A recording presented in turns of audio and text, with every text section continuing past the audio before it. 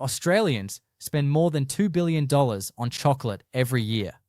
It sits in the checkout aisle, in the office kitchen drawer, in the pantry as an emergency supply that somehow never makes it to an actual emergency. For most people, the decision about which chocolate to buy is made in about 3 seconds based on habit, price, or whatever looks good on the shelf. What most Australian consumers are not considering in those 3 seconds is the documented and publicly available record of the companies whose names appear on those familiar wrappers. This investigation does not claim that any of these 5 chocolate products will harm the person eating them. The sugar content is a separate conversation. The concern here is structural and sits upstream of the wrapper. It is about what goes into producing the cocoa, what has been found in the supply chains of the companies involved, and whether the gap between corporate sustainability claims and documented supply chain reality is something Australian consumers would factor differently into their purchasing decisions if they had the relevant information in front of them at the checkout rather than discovering it afterwards. The 5 brands examined here are among the most popular chocolate products sold in Australian supermarkets.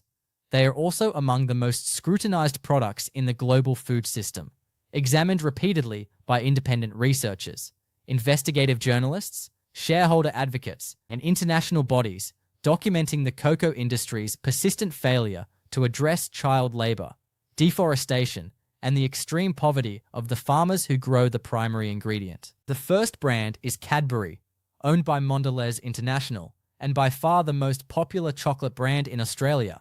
Cadbury Dairy Milk Blocks, Freddo Frogs, Crunchy and Roses are fixtures in Australian households in a way that few other food products match. The company's Australian operations source dairy from Tasmanian farms and sugar from far north Queensland, and Mondelēz states that approximately 91% of the cocoa volume used in its brands is sourced through its Cocoa Life program, which it describes as its signature cocoa sourcing initiative targeting the root causes of social and environmental challenges in West African growing regions. What the public record also shows is a company that has repeatedly struggled to align its stated commitments with independently verified outcomes. In February 2022, Britain's Channel 4 broadcast undercover footage from Ghana, purporting to show children as young as 10 barefoot, using machetes to harvest cocoa pods that were eventually processed into Cadbury chocolate. Mondelēz stated it was deeply concerned and explicitly prohibited child labor.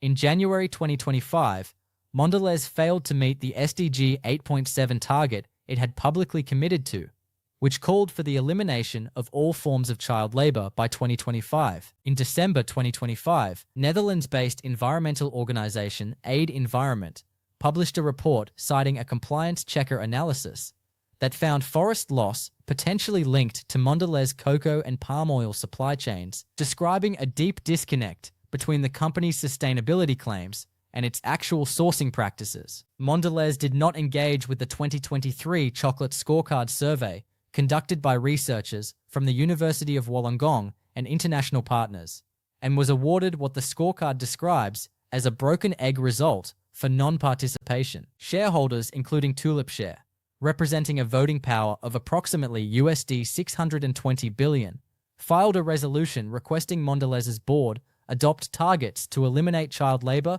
from its cocoa supply chains by 2025. That deadline passed at the end of 2025 without the commitment being met. The University of Wollongong's research notes that Mondelēz's founding Cadbury mission was built by a Quaker entrepreneur driven by social reform. The distance between that founding purpose and the company's current supply chain record represents one of the more striking contradictions sitting quietly on Australian supermarket shelves. The second brand is KitKat, produced by Nestlé.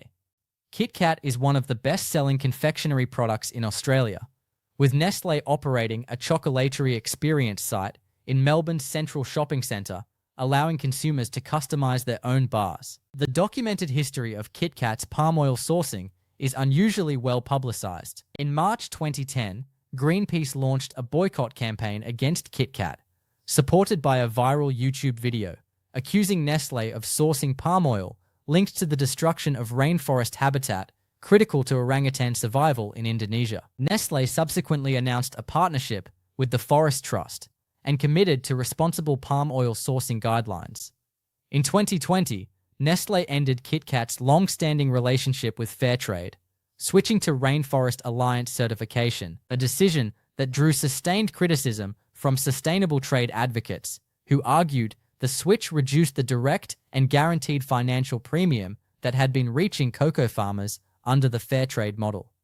In March 2025, West Papuan indigenous groups called publicly for a boycott of KitKat, Smarties, and Aero chocolate, alleging that Nestlé sourced palm oil from West Papua, a region where thousands of acres of rainforest have been cleared for agriculture and where indigenous communities report being forced off their lands with violence. Nestlé told The Guardian it had strict standards ensuring a deforestation-free palm oil supply chain, and that any allegations were taken seriously and investigated. A September 2024 report, highlighted by Mondelēz, found that deforestation-linked palm oil may still be present in KitKat, despite pledges from Nestlé to use only deforestation-free sources, with the issue relating to palm oil embedded in dairy animal feed that companies do not disclose or account for in their supply chain policies. 13 of the 14 largest dairy processors supplying companies including Nestlé did not provide information about palm oil-based animal feed in their supply chains.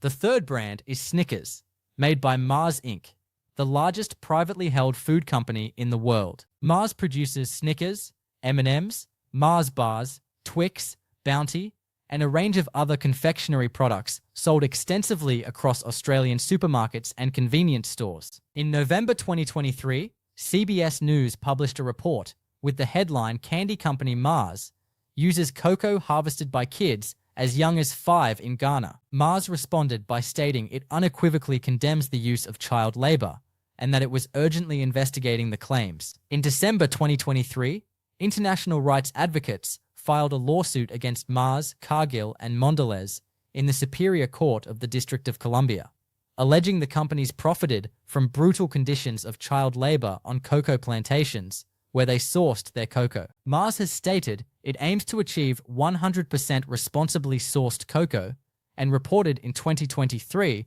that this target had been achieved in its European market.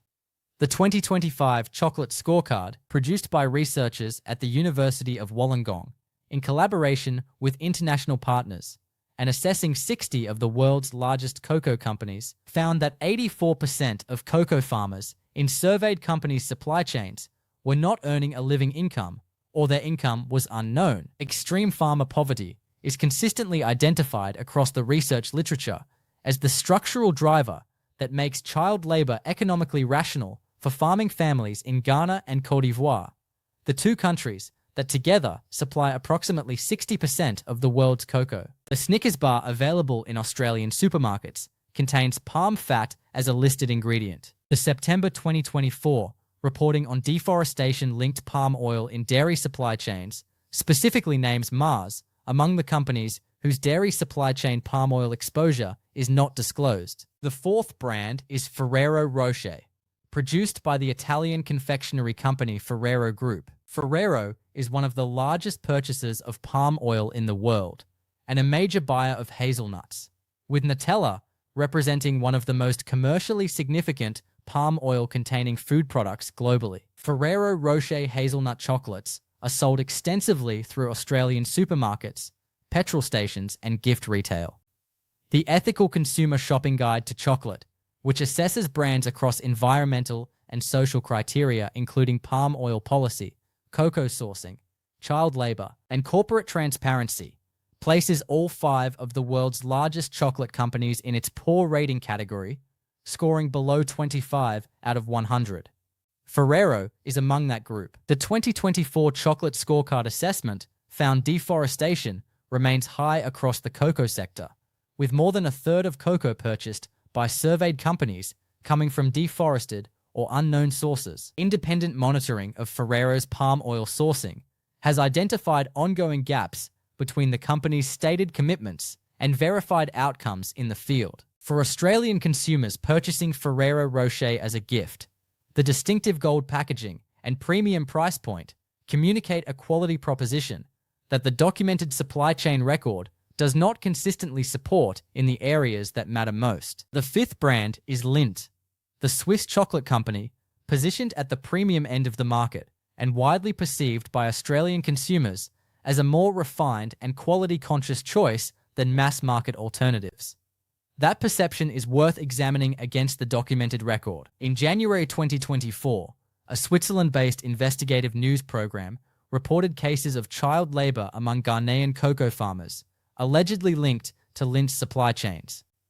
Morningstar Sustainalytics, which tracked 612 human rights incidents related to food supply chains between January 2014 and January 2024, found that 27% of those incidents involved child labor on cocoa farms, and that meaningful gaps remain despite management commitments from major brands. Lindt, like the other four companies examined in this investigation, sits in the poor category of the ethical consumer overall ratings for chocolate brands. The 2025 Chocolate Scorecard notes that transparency has increased across the industry, with 82% of companies now fully disclosing child labor data compared to 45% in 2023. That is a genuine improvement.